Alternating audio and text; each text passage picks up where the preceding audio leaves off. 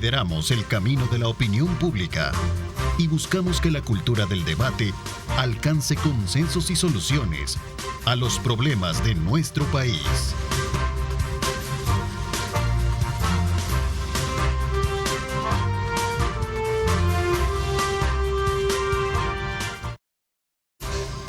Buenos días, El Salvador, ¿cómo están? Qué placer enorme saludarles. Gracias a Luis José Samayoa, también a Luis Ernesto Mendoza por esa importante información que nos han dado desde muy tempranas horas de la mañana a través de Telenoticias Megavisión. Vamos de inmediato en esta hora y media, desde luego como siempre, a presentarles temas de mucha importancia para el análisis político, económico y social. Quiero darle la más cordial bienvenida al actual alcalde de Mexicano, don Simón Paz, y quien resultó en las pasadas elecciones electo concejal para la alcaldía de San Salvador Centro. ¿Cómo está? Bienvenido, gracias por acompañarnos. Gracias, Ernesto, es un placer estar contigo en esta mañana. Un saludo al pueblo salvadoreño. Decirte que no soy actual alcalde, sino que ya concejal de... Ya no, vea. No. Es decir, soy concejal de ahora todavía municipio de Mexicano. De municipio. Quizás creo que por ahí anda todavía la confusión de la que se genera, porque muchos creen que a lo mejor, bueno, ahora hasta que se tome posesión, o es que ya la ley los hace colocar ya vigentes con ese título. No, claro, ya hay un decreto definitivamente, claro. Y eso es ley. Sin embargo, esto surte efecto a partir de que se tome posesión el 1 de mayo. Por esa razón lo decía, que no es hasta el 1 de mayo, entonces que entra como concejal. Mientras tanto... Hoy por hoy soy concejal del municipio de Mexicanos. No, pues sí, claro, por supuesto, perdón. Yo ya entendí un poco la confusión, sí. Candidato a... Concejal y que iba como candidato y ahora el día de San Salvador resulta electo, sí. Qué bueno, gracias por la aclaración, sí, en efecto. De hecho, hoy traza una nueva, llamémosle así, modalidad de trabajo, que sin duda alguna ya no será como cuando usted estaba en este caso, de alcalde, sino que entra como concejal. ¿Ya existe el parámetro o cuál será el mecanismo de trabajo que se va a tener para desarrollar ahora esta nueva modalidad de distrito que ya no será Mexicanos municipios, sino que distrito como tal? No, yo creo de que el reto, Ernesto, es bastante fuerte. Y lo digo con conocimiento de causa. Yo estuve al frente del municipio de Mexicanos durante 6 años, es decir, 2 periodos. Sí. Y Mexicanos es un municipio bastante grande, no por gusto es la 5ª ciudad más importante a nivel nacional y la 3ª del área metropolitana. Pero ahora con la reforma que se hizo y la disminución de los municipios, implica un reto más grande por cuanto ya no solo es 1, sino que son 5 municipios los que hay que atender. Y yo pienso de que independientemente de la trinchera que donde se esté, es decir, cuando uno tiene la claridad de la tarea que va a asumir y tiene la capacidad, yo creo de que eso ya es algo bueno y no, tal vez no solo la capacidad, sino que también el conocimiento de haber conducido un municipio como Mexicanos, que implica todo un esfuerzo. Eso ya es como un adelanto en lo que vamos. Sin embargo, estoy consciente de que el trabajo que vamos a desarrollar en beneficio de las comunidades, es decir, esa es la razón de ser de un alcalde o alcaldesa, y también de los concejales, porque al final el consejo lo que es un instrumento también que trabaja en beneficio de las comunidades. Ok, es interesante el elemento que usted menciona, porque era quizás parte del enfoque que en su momento me generó un poquito de confusión. Es decir, 2 periodos en los cuales usted conoce muy bien ese ADN de lo que representa ahora este distrito, ¿no? Sí, claro, Mexicanos, déjeme decirle, Ernesto, y quizás ahí también abona un poco en la confusión, déjenme decirles que yo entregué en el 2021 la alcaldía. Sin embargo, yo no dejé de ir a las comunidades. Ha habido una constante en las presencia, una presencia en las trabajo territorial. Trabajo territorial. Es más, mucha gente me lo decía, que para nosotros va a seguir siendo nuestro alcalde. Y eso a su base de que hemos estado siempre, no solo en periodo electoral, ¿verdad? ¿Y qué pasó? Bajo la ausencia, aprovechando la ausencia del alcalde, porque muy poco se vio el alcalde de apellido Meléndez, Saúl Meléndez. Sí, la cuestión es de que llegó un día de tantos en el marco de su periodo y renunció. Y que renunció. Y renunció. Yo creo de que eso es algo inaudito en la vida política de mexicanos. Es algo que no tiene explicación, porque son cargos de elección popular. Y usted no puede llegar a renunciar. Claro, definitivamente. De tajo, por eso es que a mí me llamaba mucho la atención. Y desde por ahí viene, como usted dice, esas sombras un poco de confusión, porque se veía más la presencia de quien fue en su momento alcalde, que era usted que territorialmente andaba, ¿no? Claro, es decir, y eso los concejales, el resto de... No, es decir, una de las deficiencias que en el marco del proceso electoral señaló la población de los municipios era la ausencia de las autoridades en ese acercamiento que debe de haber constante a las comunidades, ¿verdad? Y eso salía en esas visitas casa por casa que un servidor hizo en el marco electoral. La gente manifestaba eso y resentía, pues, porque cuando la gente le da la confianza a la persona a través del voto, lo que espera es de que esa persona se acerque para ver las necesidades que las comunidades tienen. Y yo lo he sostenido y lo voy a seguir sosteniendo.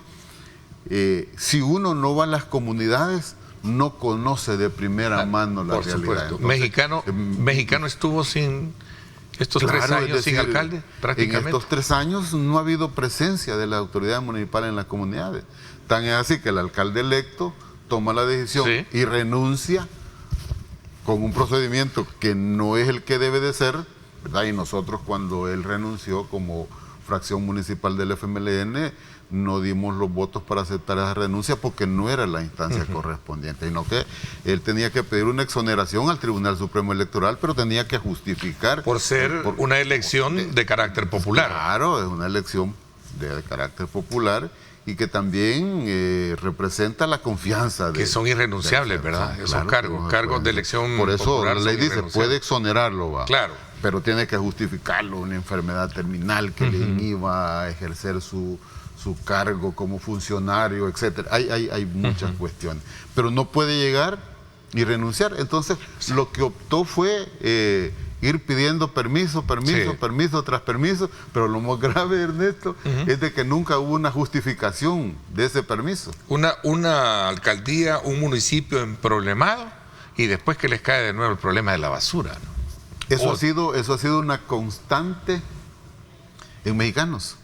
Y yo, cuando tomó posesión, yo le decía, mire, yo estoy a la disposición de colaborar.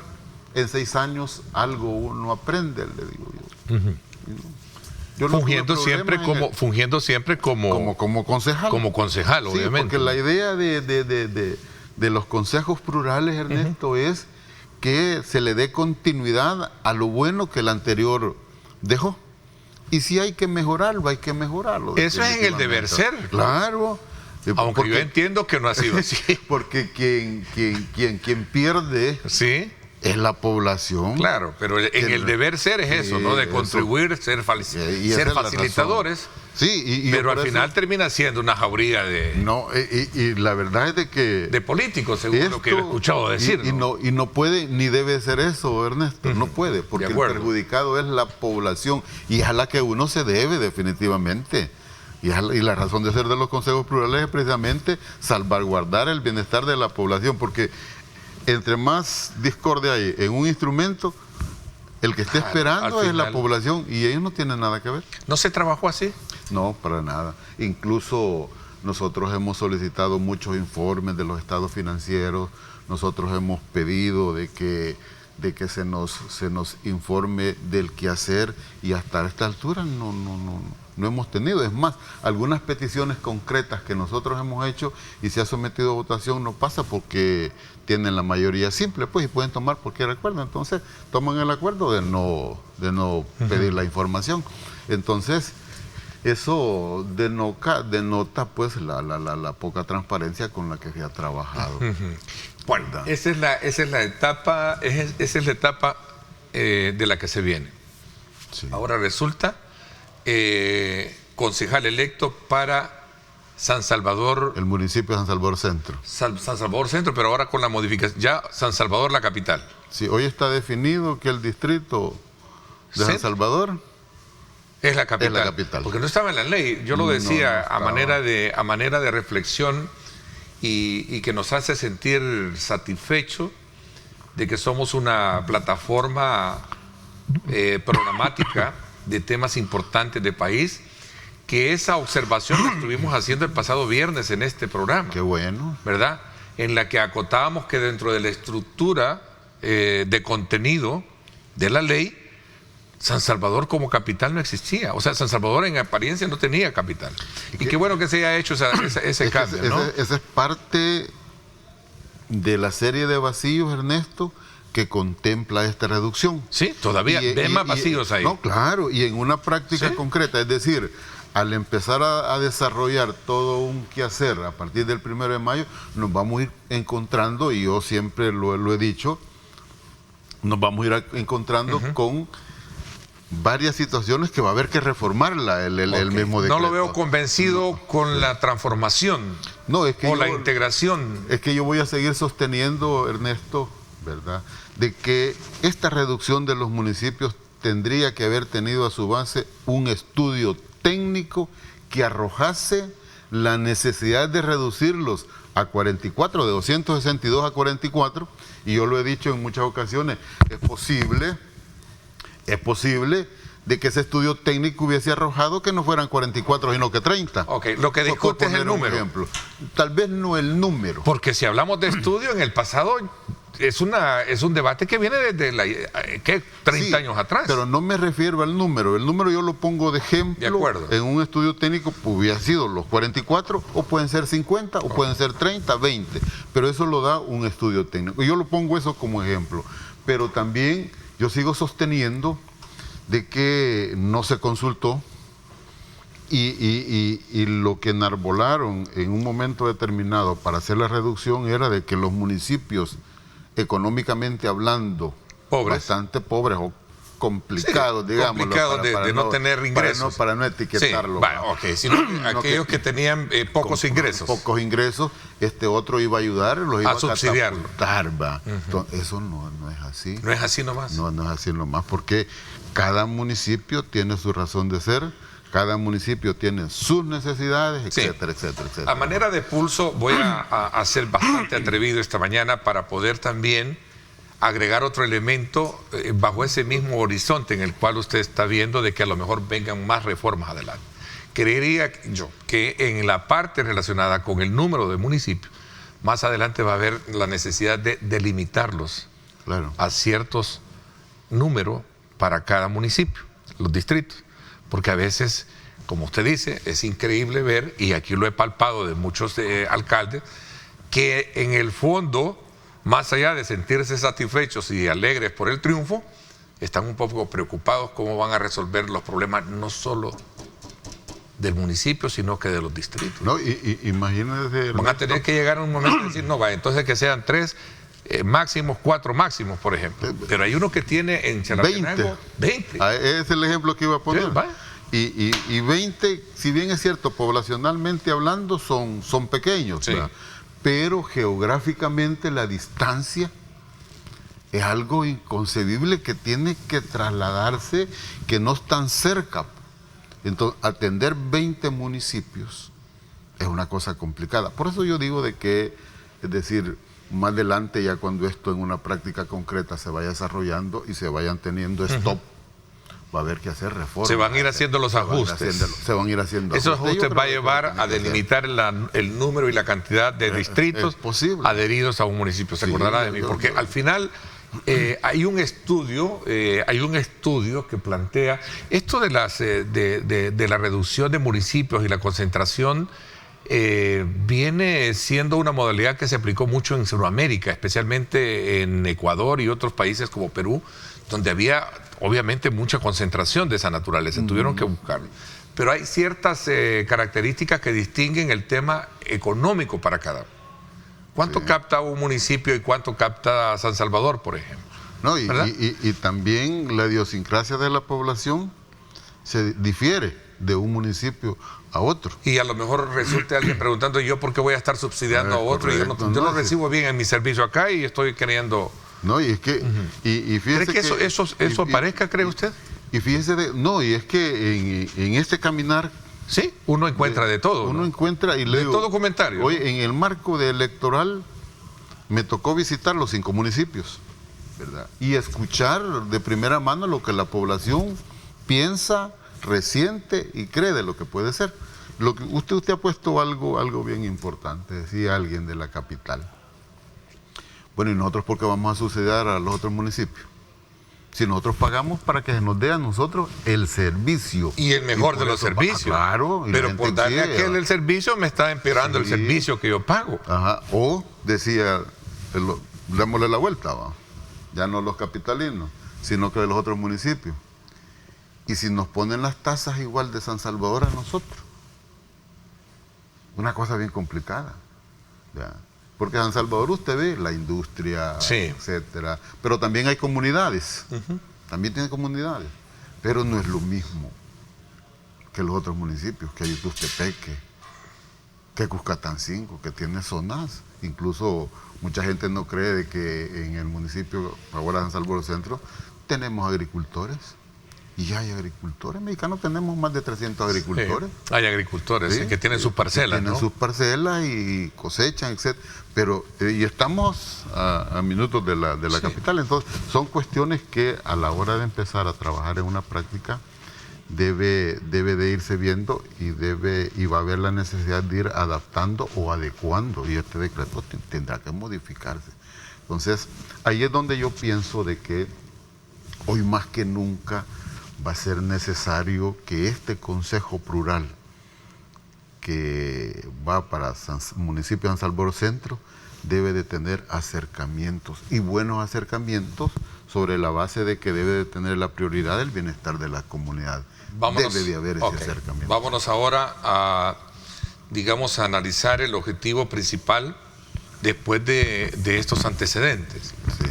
¿Cuál va a ser el mecanismo de trabajo que van a desarrollar ahora usted como concejal, teniendo San Salvador Centro, la capital, la adhesión de estos distritos? ¿Cuál va a ser? No, ¿Cómo se va a trabajar? Yo vengo acá como alcalde, me reúno con usted. ¿Qué tarea le voy a asignar? Es que mire, la tarea del concejal es, y yo lo he dicho y lo he demostrado en una práctica concreta, es trabajar de la mano con la comunidad. Y el trabajar de la mano con la comunidad es precisamente llevar al seno del consejo aquellas necesidades que están acaeciendo en las comunidades, ¿verdad? Llevar esas necesidades. Esa es la razón de ser del concejal. Pero también a su base está buscar tipo de financiamiento, buscar colaboración, etcétera, etcétera, etcétera, etcétera. Pero lo primordial es que si el concejal no está de cerca con las comunidades, no vamos a caminar, pues no va a conocer. Pregunta del millón. ¿Ya se reunió con el alcalde? No, todavía no. Mario Durán. No nos hemos reunido, pero espero de que se busque. ¿No hay una convocatoria previa para una reunión? Todavía no. El día de ayer en la reunión de consejo se formó la comisión de traspaso, que me imagino que... ¿De consejo de mexicanos, del distrito? El consejo de mexicanos, sí. Okay. Entonces ayer se tomó. Pero a la alcaldía de San Salvador no ha llegado. No, todavía no. Me imagino que ¿cuál va a ser en todo caso? Por eso le digo que son tantas las cosas que generan de expectativa, de duda, de incertidumbre. ¿Dónde va a ser? Siempre va a ser San Salvador, entonces, digamos, como el centro de todo. De todo, ¿sí? Sí, ya se nombró la capital. Entonces, el centro de todo va a ser San Salvador. La alcaldía... Y me imagino que las reuniones pueden variar. Okay, sí. La reunión puede ser en el distrito de San Salvador como puede ser en el distrito de Mexicanos. Es decir, una reunión de consejo puede ser en cualquiera. Todavía no está definido ese mecanismo, pero usted intuye que puede ser así, que mañana se reúnan en Ciudad Delgado. Que puede ser, es decir, y eso pasa por una decisión del consejo porque no está atada a un reglamento. Entonces la decisión de reunirse puede tomar el consejo, reunirse en cualquiera de los distritos un día de tanto o quedarse permanente en una reunión en el distrito de San Salvador. Pero eso El reunirse... Sí, es algo que es de forma, eso es algo de forma. ¿Hay un problema más de fondo en todo esto? Es decir, sí, y hay situaciones como la pérdida de autonomía que van a tener. Hablemos de eso. Eso sí es algo. Hablemos de eso, sí. Por la cotidianidad de las necesidades que hay en los distritos. Y lo digo con conocimiento de causa. Se muere un familiar de un fulano de tal, llegan donde el alcalde, mire, no tenemos para el féretro. Hay que bolsearse para dar para la caja, ¿no? Entonces, ahora que se pierde la autonomía, porque se convierten en distritos, todo eso va a tener que pasar por reunión de consejo. A menos de que se reforme y se busque un mecanismo que esté dentro del marco legal, ¿verdad? Porque al final son dinero. Entonces, es decir, hay situaciones como esa, porque también a su base, cuando uno está al frente del municipio, se crean una serie de programas, ¿verdad? Incluso el mismo presupuesto ya está establecido, por decirle, el fomento a la cultura, y eso implica el tema de las tradiciones, pero usted ya tiene un presupuesto donde erogar los fondos, ¿verdad? Pero esa cotidianidad, que se le arruinó una lámpara, que quiere que le ponen un árbol, etcétera, etcétera, son de las cosas que la población se está preguntando, porque cuando se es ahorita municipio, pues se toma vaya y va el departamento de Poda y Chapoda, háganlo esto inmediatamente. Pero ahora que va a estar concentrado en un municipio.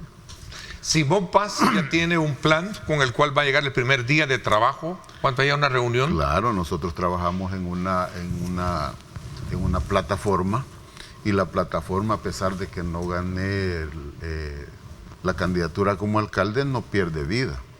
Nosotros tenemos un plan de trabajo y que fue producto de las consultas que nosotros realizamos en los diferentes municipios, en las diferentes comunidades. Hicimos consultas virtuales, hicimos consultas presenciales, pero también las visitas casa por casa que nosotros hicimos, recogimos insumos, y todos esos insumos que recogimos, de ahí se conformó nuestra plataforma, y que esa plataforma para este servidor sigue vigente, ¿verdad? Porque no es algo descabellado. Entonces, eso nosotros pensamos también encajarlo en lo que puede ser un plan de trabajo ya del municipio de San Salvador Centro. San Salvador Centro, San Salvador Capital va a tener 14, son 14, ¿verdad? 7 de Nuevas Ideas y 7 de ustedes. 3 de... Son 16. 16, vamos a ver. 12 propietarios y 4 suplentes. Ah, ok, incluyendo los... Ajá. Vamos a ver, de ustedes son 3. Nosotros como FMLN vamos 2 propietarios, un suplente. Un suplente, son 3, ¿verdad? Sí. Arena también lleva 2 propietarios, un suplente, y el PDC va con un propietario. Ajá, ¿y un suplente?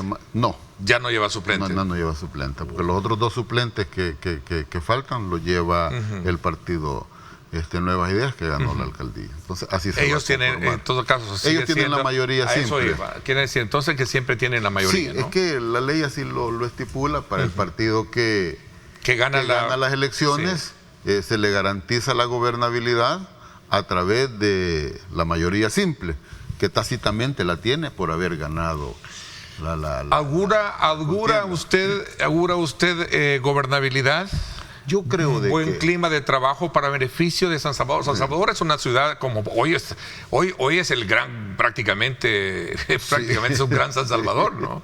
Capital. Yo pienso de que debemos de hacer un esfuerzo en ese camino, ¿sí? Ernesto. Yo estoy en la disposición de generar gobernabilidad, porque uno se debe a la población, y si nosotros nos enfrascamos en discusiones o en pleitos estériles, quien sufre es la población, definitivamente. Entonces, yo pienso y voy a seguir sosteniendo de que nosotros no vamos a llegar a ser un obstáculo, ¿verdad? Y yo lo he dicho en repetidas ocasiones, nosotros debemos de ser parte de una buena gobernabilidad, claro, dentro del estamento legal, dentro de los preceptos legales.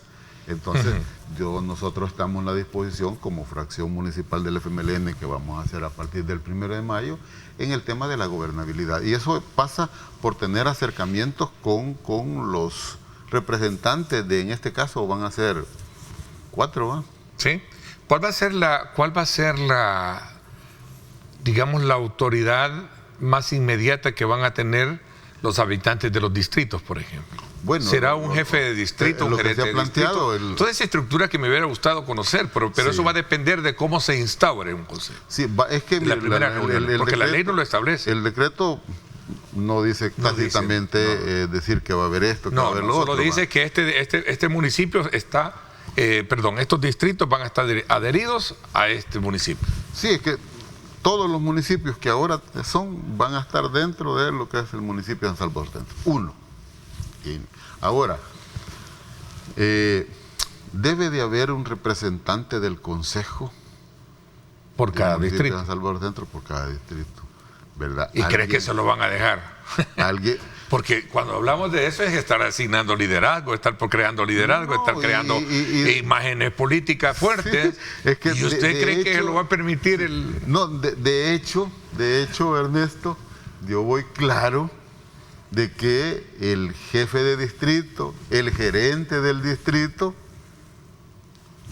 lo va a poner el partido que ganó las elecciones. Pero nosotros en esa elección, yo voy a poner preceptos que debe de conocer el municipio, que debe tener la capacidad, porque también solo porque esté afín a mi partido y no sabe nada de municipalismo, a quien va a complicar es al Consejo del Municipio de San Salvador Centro. Por supuesto. Entonces, ¿qué nos va a tocar a nosotros? Hacer un tremendo esfuerzo. Entonces, eso no, mire, no pero puede ni debe de ser. Conociendo a mis políticos, conociendo a mi gente, si yo le cedo a usted un territorio, es fortalecer su imagen. Sí, claro. Es que así es. Y Ernesto, yo he venido sosteniendo que la reducción de los municipios es parte de una estrategia. Si se hubiera seguido con el esquema anterior, Ernesto, ahorita el FMLN tuviera más alcaldes. Ok, vamos a hablar de su partido, por cierto, también. Sí, además, cómo ve el replanteamiento que debe de tener su partido. Pero quiero todavía cerrar ese ciclo de lo que hablábamos, ¿no? Porque hasta el día de ayer, aclaro, hasta el día de ayer no teníamos capital, ¿verdad? No había ciudad capital hasta que se aprobó el... Y bueno, y las cabeceras. No, pero cabeceras creo que aparecen. Sí, aparecen. Creo que ahí. sí aparecen. Pero no todas, algunas. No todas, sí. Zacatecoluca sí lo mencionan tácitamente, pero no todas. No todas, también debió haberse hecho esa corrección de un solo. Para dejarlo bien en claro cuáles eran las cabeceras. Sí, aunque debe de haber un epicentro que irradie el quehacer. Sí. Pero sí, capital no teníamos hasta el día de ayer que se volvió de nuevo a decir, este es San Salvador Centro, la capital. 7 de la mañana en punto, regresamos con más. Gracias por estar con nosotros.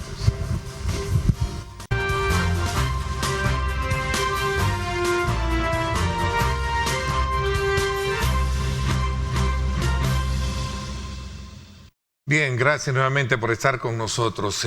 Vamos a ver, tengo acá una pregunta que tiene que ver mucho con el tema de una entrevista en la cual decía nuestro director Julio Valdivieso, y él planteaba en su programa que actualmente no existe una capital en El Salvador.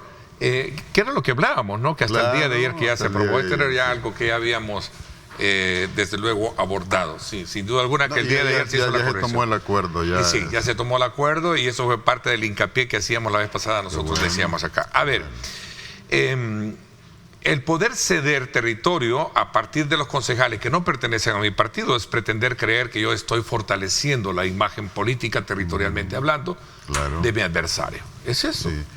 Es que, fíjate, Ernesto, eso sería el borrar un tabú que los políticos todavía no hemos querido ni queremos aprender. Pero lo peor es, Ernesto, que la población cada vez va mandando mensajes claros, concretos y definidos de lo que espera de la clase política. De lo que espera de la clase política. ¿Y cuál fue un ejemplo en este proceso electoral anterior?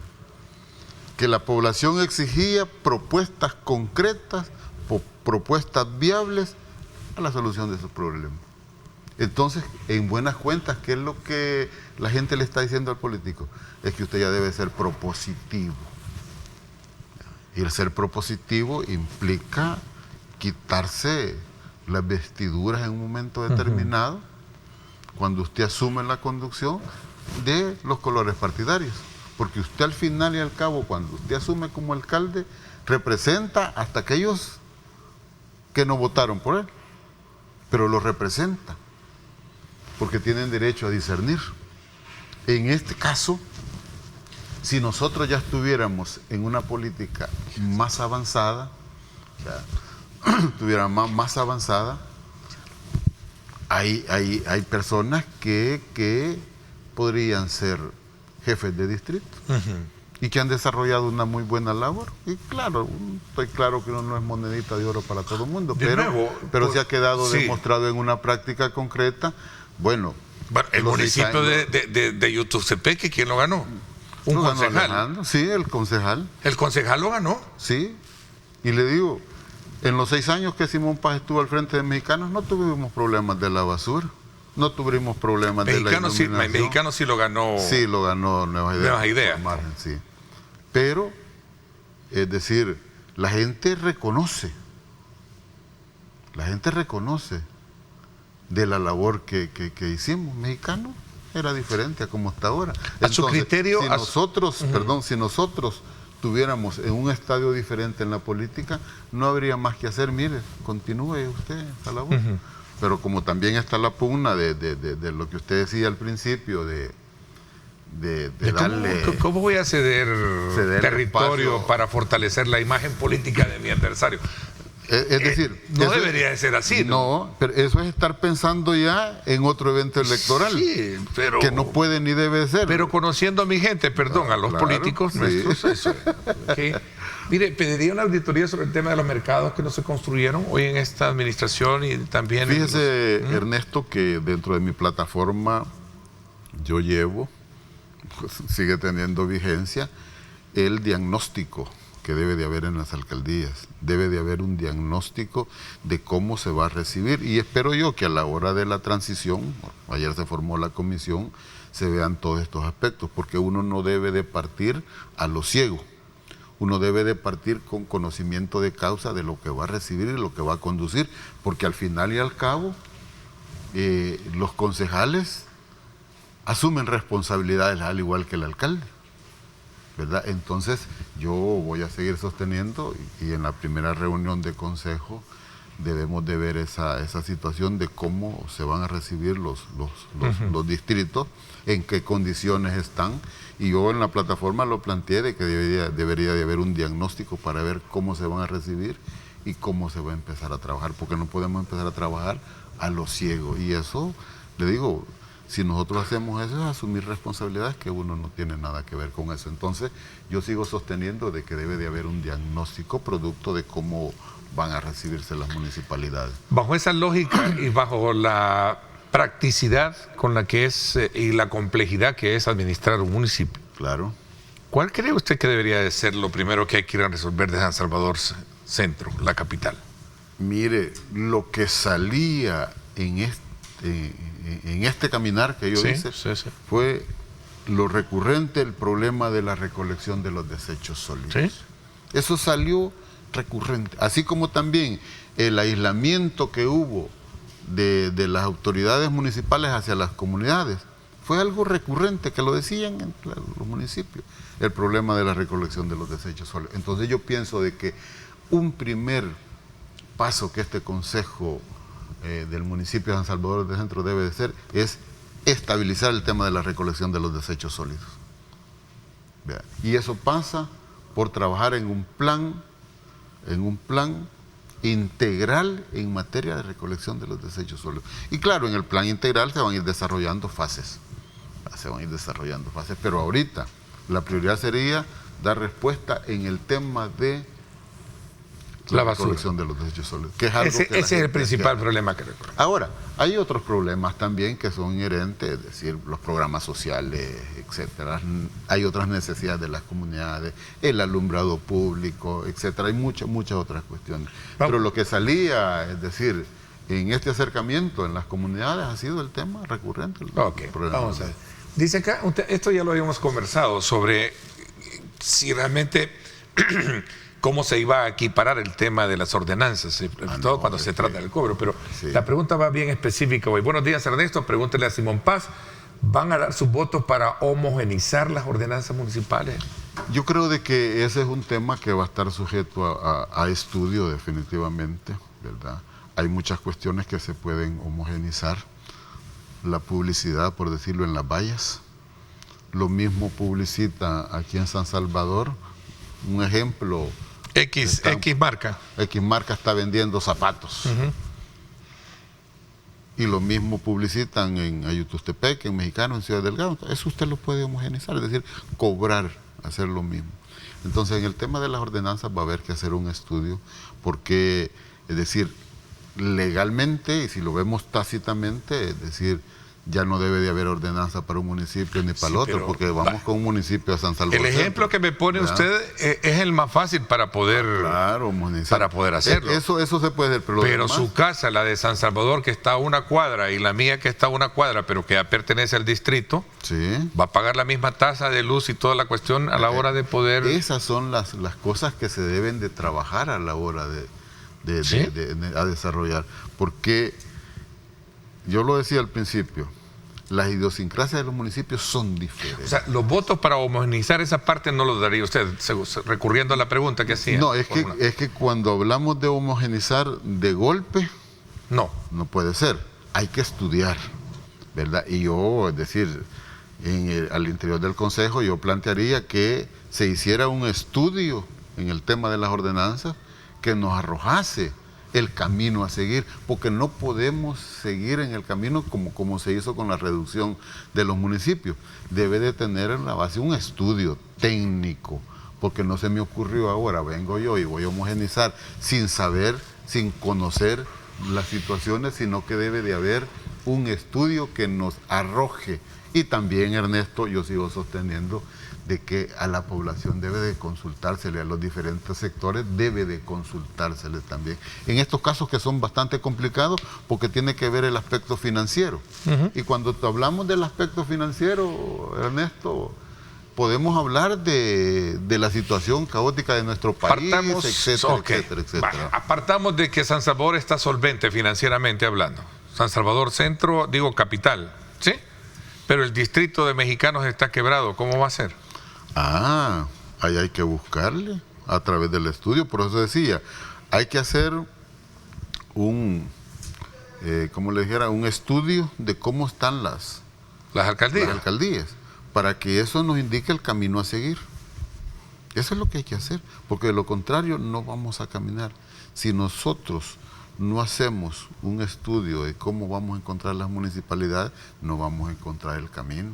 O sea, deben de tener un punto de partida para saber cuántos centavos tienen, o si no tienen nada en caja chica. No tienen nada, ¿y por qué? Y lo que tienen a lo mejor solo es deuda. Claro, pero ¿por qué? Es decir, ¿en qué estado están esas deudas? Hay un montón de situaciones que el diagnóstico nos va a arrojar el camino que debemos de seguir.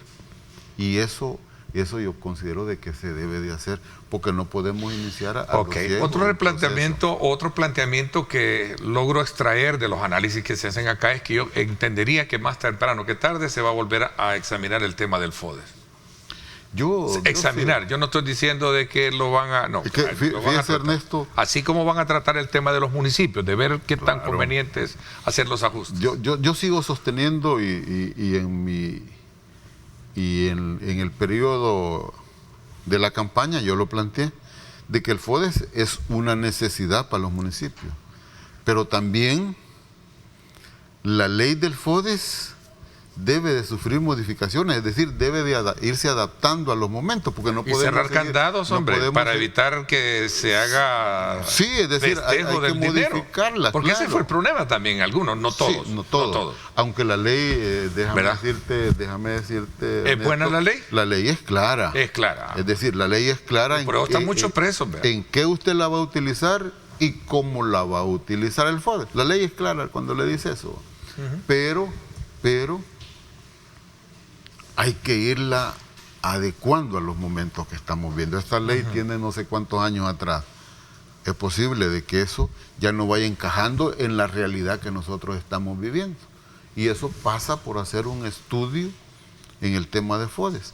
Porque antes, es decir, la razón de ser del FODES fue los municipios complicados económicamente, la extrema pobreza. Claro. Y el tema de la descentralización y otros ahora que se planteaba en ese entonces. Eso fue en ese momento. Claro. Yo considero pero después se degeneró por X o Y motivo. No hablo de generalidades, pero sí ahí estaba, ¿no? Sí, pero una de las grandes complejidades que hay ahora en el estudio que se hace de la pérdida de muchos municipios y de la mala gestión tiene que ver por la falta también de... Claro, de y lo que pasa... Yo lo y dije, ahí van todos los partidos políticos. Y yo lo dije en un momento determinado, que los alcaldes de Nuevas Ideas no alzaron la voz en su momento, pues, pero les pasó factura. Es decir, y con esto no voy a decir de que si ya no hay FODES uno no va a trabajar. No va a trabajar, no va a ser creativo. Porque cuando yo estuve al frente de Mexicanos, nos negaron el FODES por más de un año. Y no nos detuvimos. Vea, incluso yo... pero porque tenía ingresos, porque es un municipio... Pero ¿y aquellos que no tienen ingresos? No, pero es que Mexicanos no crea, es decir, ¿sí? Mexicanos no tienen industria. No tiene industria, es decir, lo que pasa es que cuando uno optimiza el recurso es cuando las cosas funcionan.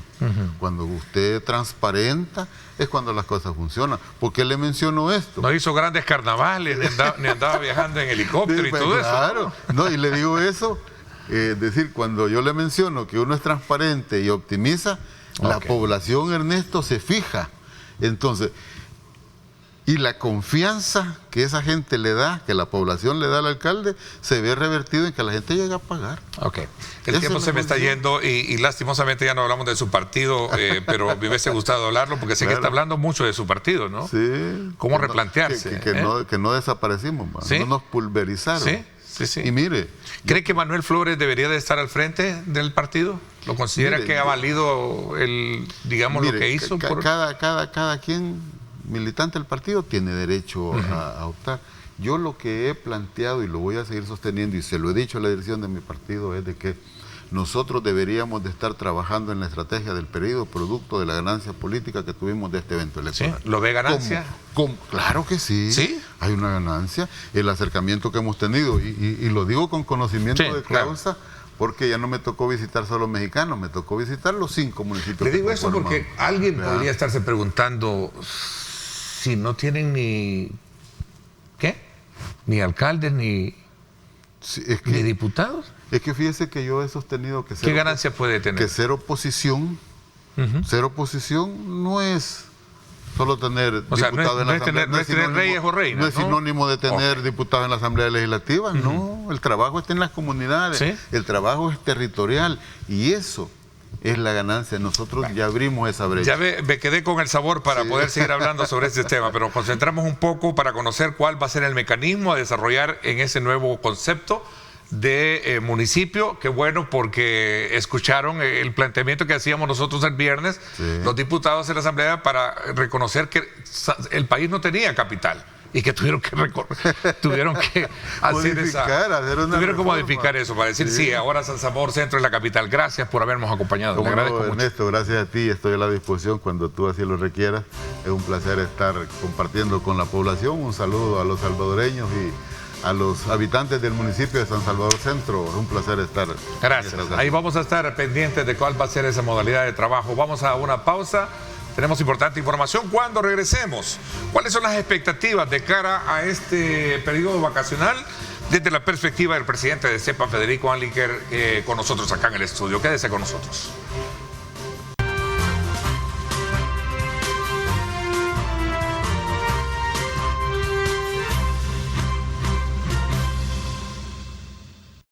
Bueno, gracias nuevamente por estar con nosotros. Gracias a Luis Ernesto Mendoza por ese importante avance de noticias.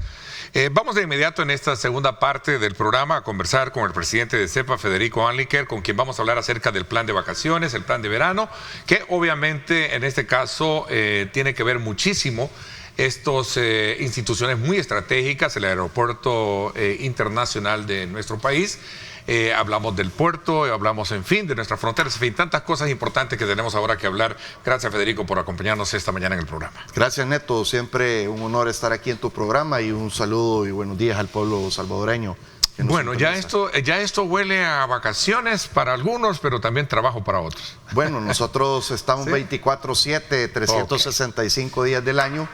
No obstante, ya la temporada del verano 2024 para Semana Santa, le dimos el banderillazo de salida el jueves pasado. Va a durar hasta el 5 de abril, que digamos que es la temporada, las fechas más álgidas, donde entran, salen y hacen conexiones las personas, que estamos esperando un 30% más que la Semana Santa pasada en el aeropuerto. Repito, conexiones, salidas y entradas, 240,000 personas, sí, un 30% más. Podemos ver que El Salvador, pues por las acertadas estrategias del presidente Bukele, el turismo, la inversión, la diáspora que está viniendo, los salvadoreños a visitar a sus familiares que antes no podían venir por la inseguridad y hoy están viniendo. Es por eso que estamos viendo, Neto, esa gran cantidad de personas que estamos recibiendo en el Aeropuerto Internacional de El Salvador, y estamos 1,800 colaboradores atendiendo también 24/7 toda la operación del aeropuerto. Estamos hablando ya de un plan meramente establecido y con una expectativa de rebasar entonces un 30% de lo que se esperaba, de lo que se ha tenido en el pasado. Es correcto. ¿No? Por 200, eso estamos hablando de 240,000 más de lo que se espera. No, 240,000 en total. En total, sí, en esta temporada del jueves pasado al 5 de abril. También es importante mencionar el trabajo articulado que estamos haciendo con todas las instituciones, aduanas, migración, Policía Nacional Civil, Viceministerio de Seguridad, el Ministerio de Defensa, Viceministerio de Transporte. Estamos con todas las instituciones articulados, que somos los que sumamos 1,800 para brindar pues toda esta operación tan importante que se da en el Aeropuerto Internacional de El Salvador en esta época. Como bien lo decía la ministra de Turismo, Morena Valdés, entre el 56 o el 60% aproximadamente es donde entran y sale el turismo de este país, y no podemos dejar y obviar la época de Semana Santa. Pero como también yo te he contado aquí, Neto, en tu programa, ya las temporalidades ya casi no están tan marcadas, porque ahora estamos recibiendo constantemente, y son números bastante alentadores que estamos teniendo, de 2 cifras en aumento de pasajeros, salidas, entradas y conexiones al aeropuerto. La ministra de Turismo dijo que un aproximadamente de 126,000 turistas van a venir al país, de los cuales un 60% entran y salen por el aeropuerto, y eso representa un 15% más que la Semana Santa pasada, y esto también representa en divisas más de 110 millones de dólares. Ok, es interesante ver cómo ahora se coloca el país como una ventana abierta al mundo, y especialmente en materia turística. Sí. No es para nadie extraño encontrarse a grandes figuras que era hasta cierto punto impensable tenerlo antes de que entrara en vigencia todo este esquema de seguridad en el país. Esto es totalmente, sí. Realmente eso nos ha llevado a nosotros como aeropuerto a hacer inversiones importantes con fondos propios. Ya tenemos un avance del 33% en el área de la nueva terminal de prechequeo. O sea, ponemos en actualidad todo, ¿no? No solo el tema de seguridad, sino que decirles, miren, aquí hay una puerta de entrada muy importante, moderna. Somos el aeropuerto más moderno y el más grande de la región. De esa inversión. Bueno, estamos haciendo esas inversiones de 12 millones de dólares, va caminando, va marchando muy bien. Ya tenemos 2,100 estacionamientos, de los cuales está también el estacionamiento, el VIP o el techado. Estamos haciendo también infraestructura del lado aire, llámese recarpeteo de las pistas de taxeo y de la propia pista también. Y así estamos haciendo inversiones, y vienen inversiones más, porque el aeropuerto, como te he explicado, está teniendo un aumento considerable, y la capacidad y la demanda tiene que ser también de acorde a lo que viene. Tenemos también un equipo de unidad médica aeroportuaria, que va a estar también, siempre está 365 días del año, y como yo siempre lo digo también, es un equipo multidisciplinario, mi gran equipo de CEPA, que vemos gente que está dentro de la terminal, pero vemos gente que también no la vemos, como los bomberos aeronáuticos que siempre están 24/7, los controladores aéreos, etcétera. Entonces, nos sentimos muy contentos, como estábamos hablando antes de comenzar el programa, ya la temporada ya comenzó con pie derecho, hemos comenzado, incluso te doy cifras que me gusta traerte, hemos aumentado un 29% en operaciones aéreas comerciales en comparación al año pasado también. Entonces, es por eso que estamos haciendo todas estas inversiones y la carga. Hemos movilizado 6.3 millones de kilos hasta la fecha, desde enero hasta la fecha, lo cual representa un incremento del 19% en comparación del año pasado. Así que tanto carga como pasajeros estamos teniendo aumentos considerables y bueno, es un buen termómetro donde podemos ver pues la condición positiva del país que estamos teniendo en este momento. Bueno, y hay un elemento que he tenido la oportunidad de conversarlo con la ministra de Turismo y también con otros funcionarios que están en el rubro y al final concluíamos en que realmente ahora ya no se habla de temporada, ahora es permanentemente, ¿verdad? El movimiento de ese flujo migratorio turístico que obviamente lo representa el país, ¿no? Sí, y como aeropuerto también tenemos buenas noticias para esta temporada también. A mi amigo director Ricardo Cucalón, director general de Migración, ellos también lanzaron la migración invisible para la salida. Esto es bien importante porque somos un referente a nivel regional, que somos el único aeropuerto que hace eso. Hemos trabajado de la mano con Migración, con las aerolíneas. Con las aerolíneas, correcto, para que físicamente, y voy a aclararlo esto, este es un tema de migración, pero compete también obviamente al aeropuerto y a la operatividad del aeropuerto. Y somos un solo equipo también, para que el pasajero, después de hacer su prechequeo, cuando va de salida del país, o ya sea que ya hizo su prechequeo y no tenga que ir a dejar maleta al mostrador de la aerolínea, pase directamente las escaleras eléctricas al segundo nivel y directamente pasa a los puntos de inspección de seguridad de CEPA aeroportuarios. Hemos puesto más puntos de seguridad, hemos puesto más máquinas de rayos X, hemos puesto más elementos de seguridad para que eso sea expedito. Pero es importante también, y esto lo aclaro, que si bien es cierto, es migración invisible, la migración siempre existe, ¿verdad? Los sistemas que Migración, las aerolíneas, el Ministerio de Seguridad Pública, Fiscalía, Procuraduría, etcétera, ellos siempre están en constante comunicación, revisando y haciendo ese chequeo, por decirlo así, si usted es apto para salir del país o no.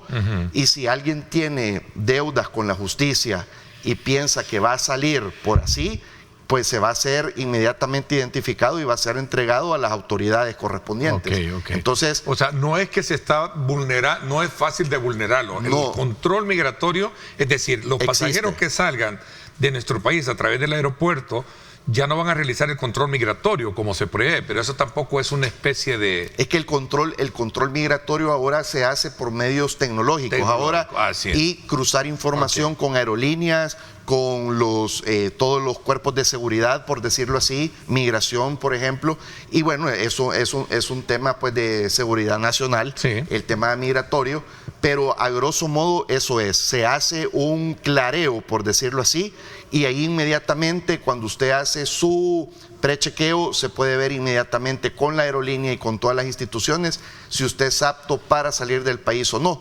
Pero la ventaja de todo esto es de que usted ya no hace las colas en el segundo nivel y ahora usted expeditamente va a pasar por los puntos de seguridad y ya puede pues usted gozar de la experiencia del aeropuerto, de ir a los restaurantes, de ir de compras, tener más tiempo, etcétera. Yo siempre hago la recomendación, Neto, de que siempre se llegue con anticipación.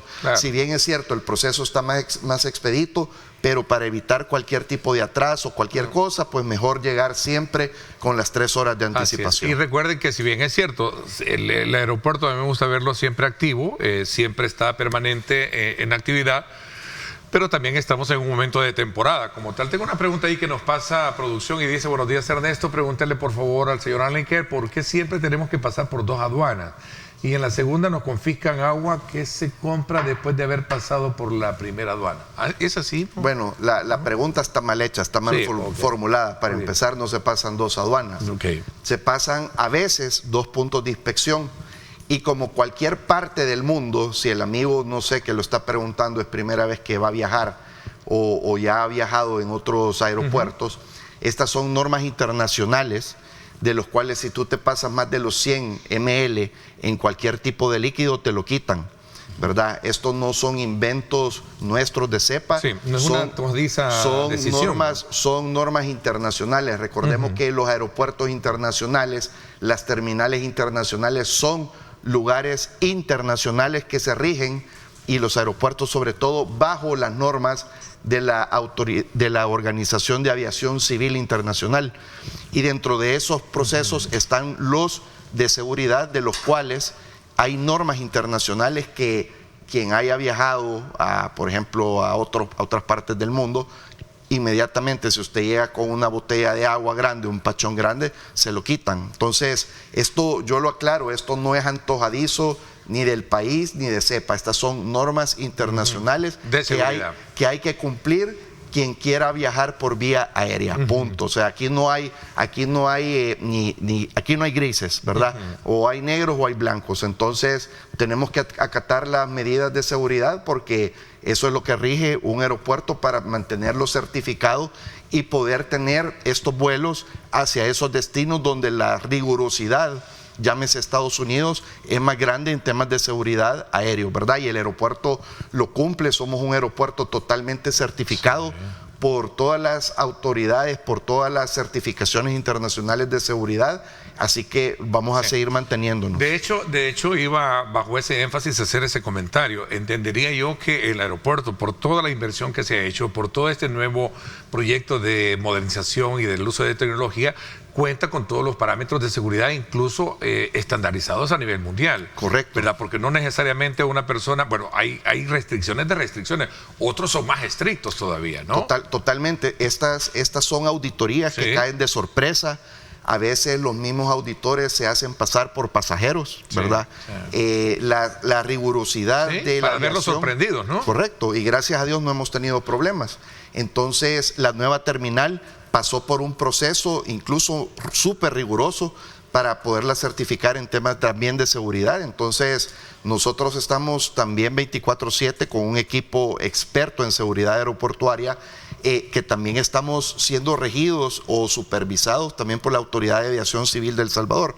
Entonces, a mí a veces me gusta aclarar esto, pero quizás no sé si es porque primera vez hay gente que va a viajar y no lo sabe, pero quien ha viajado en otras partes del mundo, pues son las mismas normas. Claro, por supuesto, de eso se trata. Voy a hacer una pausa y regresamos 7:36 minutos.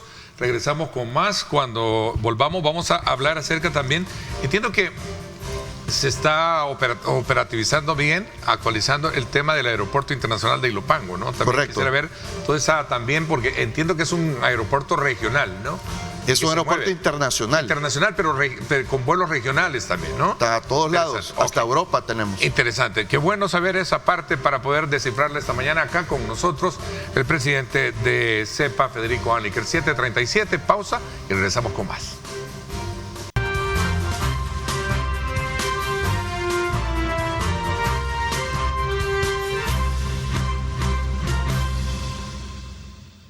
Bueno, gracias nuevamente por estar con nosotros. Sin duda alguna, hablar del Aeropuerto Internacional Monseñor Romero, obviamente es hablar de un aeropuerto o una terminal con un estándar de seguridad que es debidamente certificado, ¿no? Es correcto, sí. Tiene una certificación en cuanto a seguridad, etcétera. Seguridad, digamos, con los pasajeros, seguridad aérea también. ¿Sí?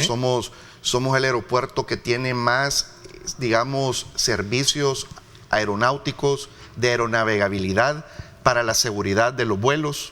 Tenemos los mejores radares primarios y secundarios, equipos de navegación, etcétera. Entonces, nosotros del lado que lo queramos ver, en el lado de certificaciones y en temas de seguridad, también somos el aeropuerto más seguro de la región. Ok, esa es una parte bien importante y elemental para que todos los viajeros puedan sentirse seguros de que llegan a una terminal o a un aeropuerto bastante seguro. Total. A ver, hay un factor importante que también que no quiero pasar por alto, sobre todo en términos de competitividad. En la región somos muy competitivos, ¿no? Somos muy competitivos porque tenemos los 2 aeropuertos internacionales, porque Ilopango es internacional. El 8 de marzo la Autoridad de Aviación Civil nos otorgó el certificado de operación de aeródromo. El aeropuerto de Ilopango no estaba certificado, nunca había estado certificado, y somos el único país en la región que tiene los 2 aeropuertos internacionales ya certificados, ¿verdad? Ahí está, fotografías del evento que se dio a cabo Mira qué en bonita, ese momento, ¿no? Esa es la nueva terminal que inauguramos en diciembre, pero también este certificado ha venido a darse por todas las inversiones que hemos hecho alrededor también, no solo el tema, hablando de certificaciones de seguridad, tenemos radioayudas de primer nivel, procedimientos de arribos y salidas que estamos llevando con mucha tecnología también, calles de rodaje que estamos incluso hoy por hoy manteniéndolas y mejorándolas. Vamos a comenzar un plan de reactivación para la pista también, para ponerla como nueva. Estamos también con todo lo que tiene que ver el aparataje de la operación del aeropuerto, volviendo otra vez a las certificaciones, porque en la aviación es todo tiene que ser certificado. Entonces tenemos una terminal sumamente moderna con áreas de descanso, con su aduana, con su migración, ahí pueden ver las imágenes, tiene restaurantes, tiene bar, zonas de descanso, salas de reuniones, etcétera. Eso no hay en la región, somos precursores también para una terminal de aviación civil. Lo que estábamos hablando de qué tipo de vuelos viniendo, están viniendo vuelos de turistas en sus propios aviones, estamos teniendo inversionistas que vienen en sus aviones, inversionistas que vienen en vuelos directos neto desde Europa. Hace poco tuvimos un vuelo directo de Zúrich, Suiza, a El Salvador. Entonces estamos teniendo bastante afluencia, bastante movimiento, y con respecto al año anterior estamos teniendo un 16% más de afluencia de pasajeros en la nueva terminal. Ya no se diga todas las operaciones de las escuelas que estamos teniendo, son muchísimas. Estamos teniendo, imagínate, casi entre 300 y 400 operaciones entre escuelas, aviación civil, en el Aeropuerto Internacional de El Salvador diarias. Entonces tiene un gran movimiento el aeropuerto de Ilopango hoy por hoy, y bueno, estamos muy contentos que ya lo tenemos certificado también. ¿De qué inversiones estamos hablando? ¿Fuerte la inversión que se ha hecho para ponerlo bajo ese nivel, digamos, competitivo? Sí. Es decir, porque ponerlo a la par de 2 aeropuertos ya es hablar palabras mayores, ¿no? Y siempre es importante, claro, es importante la inversión, el monto monetario, pero también es el trabajo en equipo que se hace para poner, digamos, manuales, procedimientos. O sea, no es solamente de abrir una pista y montarla interna. El día a día, también los procedimientos del día a día. Nosotros tenemos en Ilopango equipos sumamente modernos de bomberos aeronáuticos, vienen más inversiones también. Entonces, ahí vamos. Recordemos que el aeropuerto de Ilopango en su momento pues era el aeropuerto internacional, pero luego lo dejaron el principal, ¿verdad? Luego en 1980 inauguran el aeropuerto en Comalapa y luego lo dejaron en abandono. Estas inversiones son las más grandes que se han hecho en más de 4 décadas en el aeropuerto de Ilopango. Incluso habían gobiernos, te cuento, que querían hacer de Ilopango una terminal de buses. Había otro gobierno, bueno, lo voy a decir, Arena. ¿Sí? El FMLN lo quería hacer Pupusódromo. No, Arena lo quería hacer una terminal de buses. Terminal de buses. Y el Frente lo quería hacer un popusódromo. O sea, yo no tengo en contra ni con las terminales de buses ni con los popusódromos, pero hay lugares para hacer eso. Claro. Y más cuando se tiene un aeropuerto que es una joya, que está prácticamente a la par de la ciudad. ¿Cuántos países hermanos de la región quisieran tener otro aeropuerto aparte del internacional? Entonces, nosotros tenemos la visión de lo importante que es para el desarrollo de un país. ¿Y qué nos hizo ver esa visión diferente a lo que otros vieron pupusas y los otros vieron buses parqueados? Tenemos otra mentalidad, realmente, o sea, nuestra mentalidad va años luz a las mentalidades que tenían ellos. Otras también querían lotificar ¿verdad? Viendo intereses propios para hacer casas y centros comerciales. Entonces lo querían dejar en el abandono del aeropuerto para poder decir y justificar, no, miren, el aeropuerto mejor, vendámoslo barato, lo voy a comprar barato y yo voy a lotificar y voy a hacer centros comerciales, ¿verdad? Eso en el periodo de Arena tres también. fases pasó. Ha pasado de todo. Parqueo para buses, terminal de buses, pupusódromo y hasta centro comercial. Es cierto. Y entonces tenemos nosotros una visión futurista también de desarrollo de lo que implica pues la importancia en el tema logístico y movilidad de personas y carga, la importancia de los puertos y aeropuertos. El puerto de Acajutla, por ejemplo, 60 años no le invirtieron un centavo.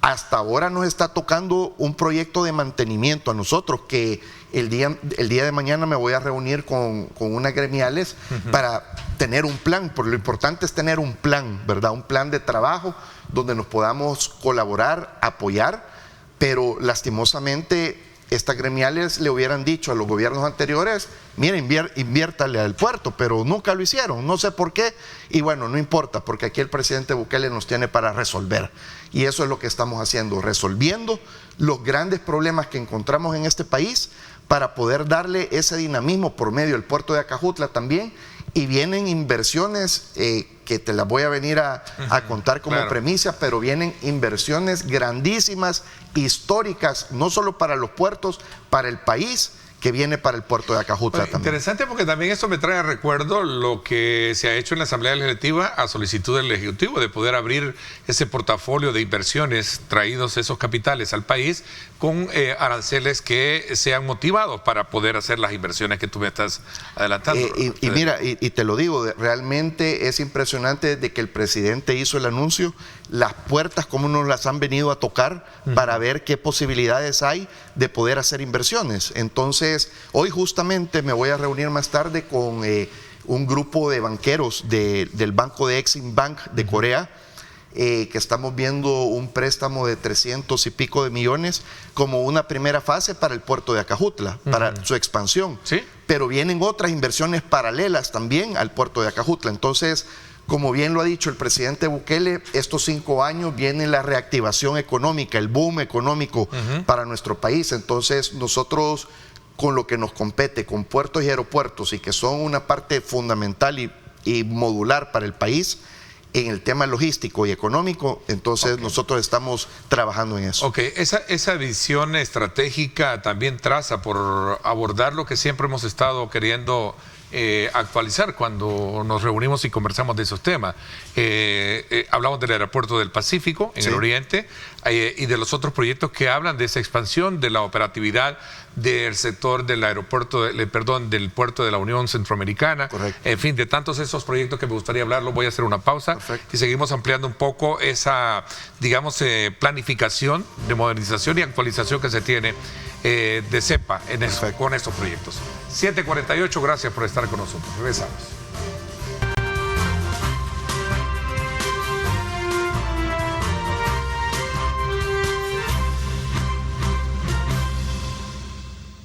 Bien, gracias nuevamente por estar con nosotros a esta hora de la mañana. Continuamos conversando con el presidente de CEPA, ampliando obviamente todo ese portafolio en proyección que se tiene de estas instituciones estratégicas. Hablamos del aeropuerto ya en su generalidad, un poco la visión ampliada hacia lo que es el puerto de Acajutla, que por cierto es uno de los grandes puertos que tenemos de ingreso de nuestra carga y descarga, ¿no? De productos. Sí, y hablaba de reunión y un poco de concatenar esfuerzos con el sector privado para seguir en ese avance de modernización. Sí, ¿no? de hecho, para que tengas una idea también cómo el puerto de Acajutla está movilizando y creciendo con números de 2 cifras de contenedores, comparando desde el 1 de enero del año pasado a la fecha y el 2024 hasta el día de ahora, un 29% más de contenedores estamos movilizando.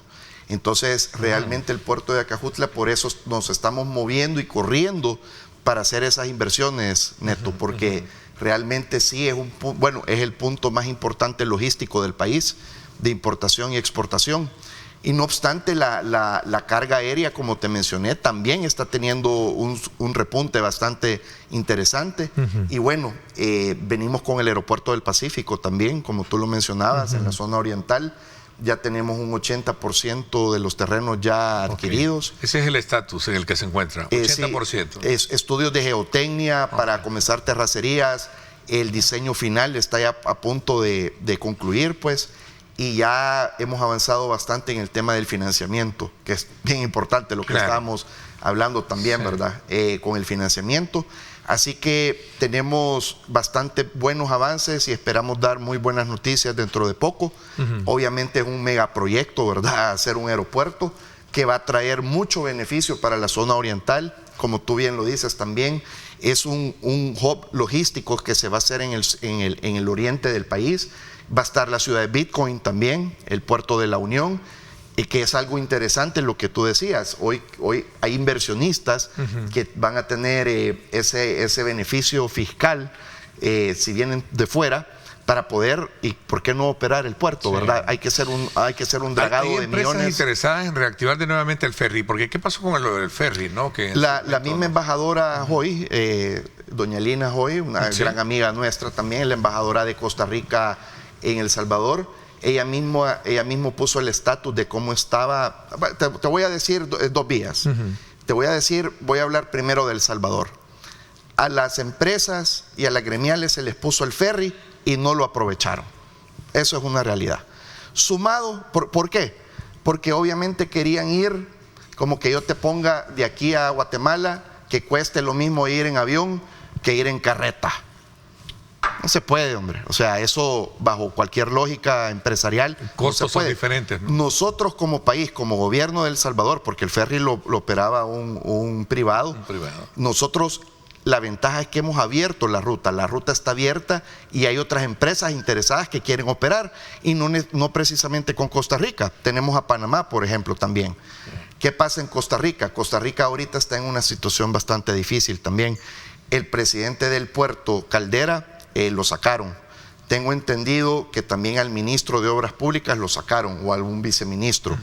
El tema de inseguridad en Costa Rica está complicado también. Entonces, hay una dificultad que la misma señora embajadora dijo, que hay empresas todavía interesadas en poderlo operar. Pero nosotros como el gobierno de El Salvador lo pusimos a disposición, pero bueno, y las empresas no lo quisieron operar. Entonces ya vamos a ver qué va a pasar cuando cierren la frontera de Nicaragua y van a estar pidiendo el ferry. Nosotros como El Salvador lo pusimos a operar. O sea, es una alternativa ante cualquier situación de crisis, ¿no? Que se pueda generar. Mira, en el camino nos hemos dado cuenta que hay ciertas empresas que están concatenadas o tienen intereses con el transporte terrestre, por ejemplo, ¿verdad? Entonces, eso hay que irlo madurando, hay que ir viendo tema país, porque como todo, ¿verdad? Todavía hay ciertos grupitos muy pequeños que solo ven sus intereses, pero no están viendo la oportunidad de un ganar-ganar de todo mundo. Eso por un lado. Entonces, no buscaba quebrar empresarios del transporte en este caso, sino que entrar más con una, digamos, figura más competitiva, ¿no? Pues, o de competencia en el mercado. Pues la idea de un país y de los funcionarios y de lo que hacemos y lo que estamos haciendo en todos los temas es de que sea un ganar-ganar, que todos ganen, pero sobre todo que gane el país también. Aquí no estamos diciendo usted hágase a un lado y deje que solo ellos operen. Eso era como funcionaba el país antes, que eran grupos económicos que estaban funcionando a costa de sus propios intereses. Nosotros lo que estamos haciendo es ser facilitadores para que todas las industrias ganen, pero sobre todo que gane el país, que nos catapultemos nosotros como una plataforma logística, que es lo que estamos haciendo. Claro. Por eso estamos invirtiendo y vamos a invertir miles de millones de dólares. Son inversiones, ¿verdad? No son deudas, son inversiones para que estos puertos, como el puerto de Acajutla, sea el mejor puerto de la región, y lo vamos a hacer dentro de poco. Vamos a venir a dar buenas noticias acá. Claro. Ya tenemos el mejor aeropuerto, vamos a construir otro aeropuerto, vamos a reactivar el puerto de la Unión. A eso sumarle toda la cadena de carreteras que estamos teniendo y construyendo por medio del Ministerio de Obras Públicas, que lo está haciendo muy bien en la zona oriental, hablando precisamente de la zona oriental, y que yo sé que tenés un arraigo muy grande en la zona oriental, al igual que yo también. tenemos esa infraestructura que necesita el Oriente. Claro, El Oriente estuvo abandonado como que era otro país. Sí. Entonces, realmente todo lo que estamos haciendo ahorita como Comisión Ejecutiva Portuaria Autónoma es en aras de un ganar-ganar con los empresarios, con los sectores, con las industrias y sobre todo como país, para poder también, como el sueño del presidente Bukele, es también unir la región.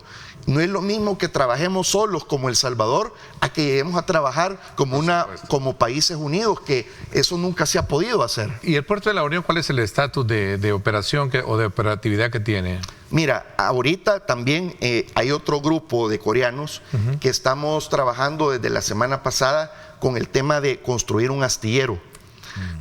Corea es un referente a nivel mundial en temas aeronáuticos y portuarios, y han venido expertos que le han visto un gran potencial, y por medio de unos fondos que han sido otorgados por el BCE se va a hacer ya el estudio técnico y de factibilidad para construir un astillero en el Puerto de la Unión.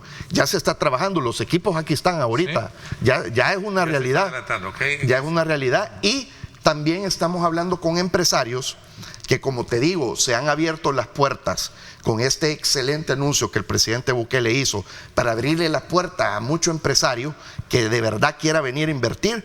Hay empresarios que ya también le pusieron el ojo al puerto. Ok, el tiempo se me fue. Gracias por habernos acompañado, Federico. Y qué bueno actualizarnos, sin duda alguna, para saber cómo están preparados ustedes como institución de cara a lo que viene para los próximos días, que viene más demanda y sobre todo también por el tema de la temporada. Gracias por habernos acompañado. Muchas gracias, Neto, y bendiciones al pueblo salvadoreño que nos sintoniza. Te agradezco siempre actualizarnos con la información oportuna de estas instituciones que presides, que son altamente estratégicas para el país, ¿no? Y para la economía y otros rubros. Gracias por mi parte. Esto es todo por hoy. Pásenla bien y, como siempre, recuerden lo más importante: amar a Dios sobre todas las cosas. Lideramos el camino de la opinión pública y buscamos que la cultura del debate alcance consensos y soluciones a los problemas de nuestro país.